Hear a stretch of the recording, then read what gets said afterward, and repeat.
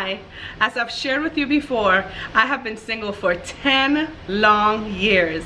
And in my season of singleness, I have been to many singles events. If you will, come back so I can share with you some of the most egregious single events, faux pas, that I have ever experienced.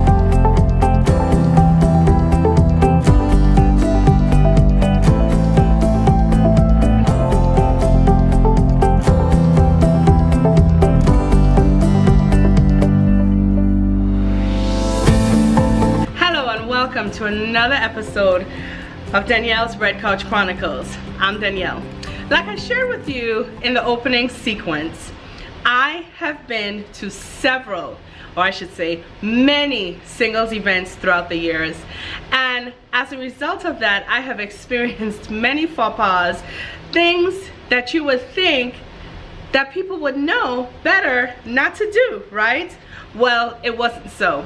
Allow me to share with you 5 of the biggest faux pas that I have ever experienced while attending a singles event function. Faux pas number 1. Do not, and I repeat, do not come to a singles event with your boyfriend and or your girlfriend. Now, my best friend Valerie made me promise not to give you guys the details on this faux pas, but really and truly, and I'm gonna keep my word, but really and truly, all I have to do on this one is shake my head. How can you, when an organization offers a single, or let me say this rather, an event for single people to come out to meet and greet, to enjoy an evening of entertainment and hors d'oeuvres and coming together, how can you think it possible, or how can you think it correct to come to that very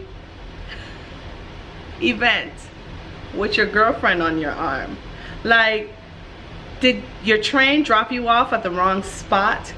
Did the ride that you took to get here made a wrong turn at Albuquerque? I mean, I don't know. Who does that? Who goes to a singles event all booed up? It makes no sense. Faux pas number 1, never go to a singles event with your boyfriend or your girlfriend. Faux pas number 2, never go to a singles event if you are not single. Now, I'm smiling at this one, but like I said again, I'm just shaking my head. And this, some of you may say, oh, but Miss Danielle, it's the same thing like what you just said before. Actually, no, it's not. I'm talking about those people who have significant others at home, but they choose to come to these single events perpetrating a fraud and pretending that they're single when in actuality they're not. Come on, who does that? Okay, that just speaks to the character and the type of person that you are. And really and truly, if you're that type of shady and you're that type of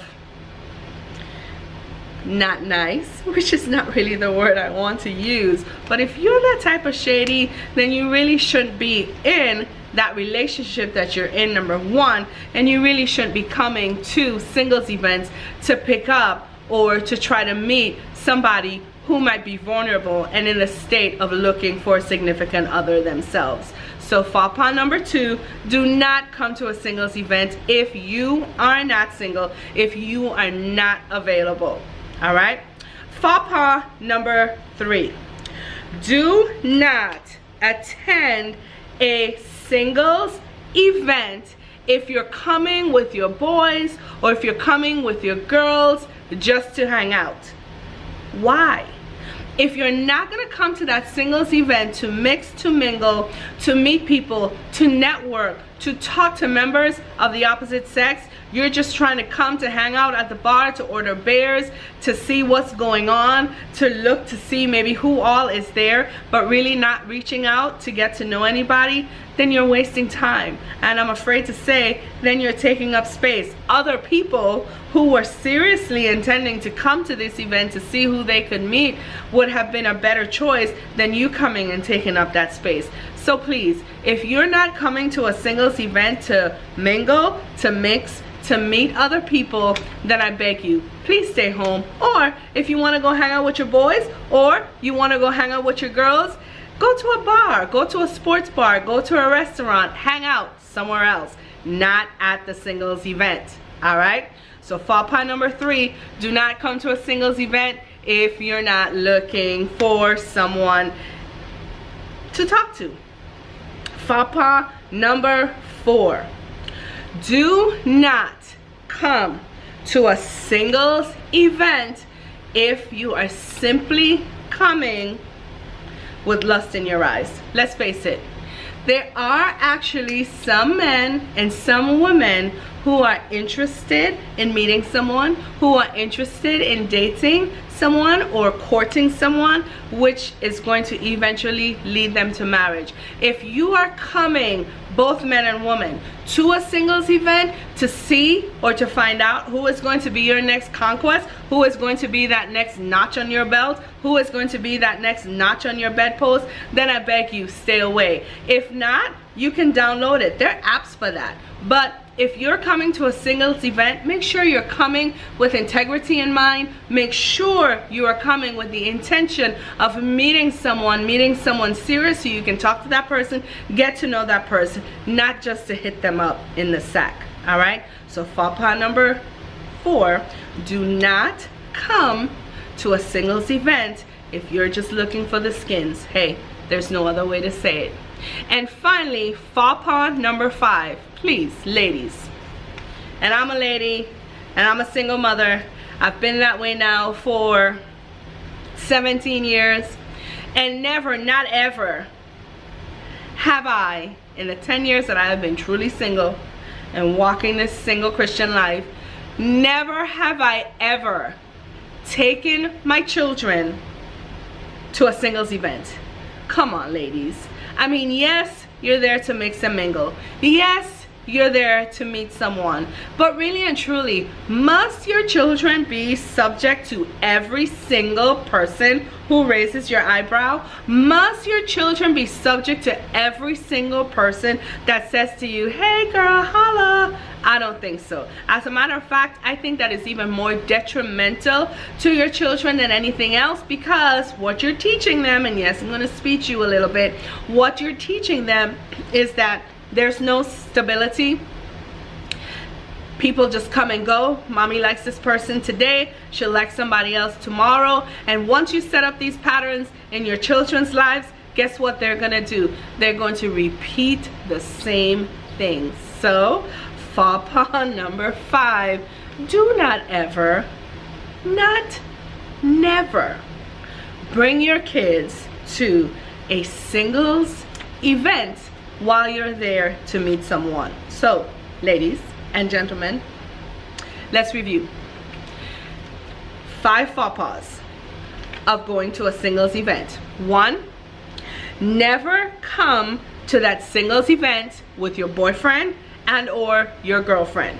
There's single people who are interested in getting to meet one another. They need not to be hindered by you all booed up in the corner or all booed up in front of them. That's not cool. Faux pas number 2, do not come to a singles event if you are not available, if you are not single. If you left your wife at home minding the kids, or your girlfriend or your significant other at work so that you can come to this singles event, guess what? You don't need to be there in the first place. Faux pas number 3, do not come to a singles event just to hang out with your boys or hang out with your girls. If you want to hang out, go to a bar, go to a sports bar, go to a restaurant, hang out there, and leave those of us who are truly interested in mixing and mingling and getting to know other people, allow us the ability to do so. Faux pas number 4, never come to a singles event with the intentions of getting hooked up. There's an app for that. Download it. Enough said. Moving on. And finally, the 5th faux pas, single woman, do not ever bring your kids to a singles event.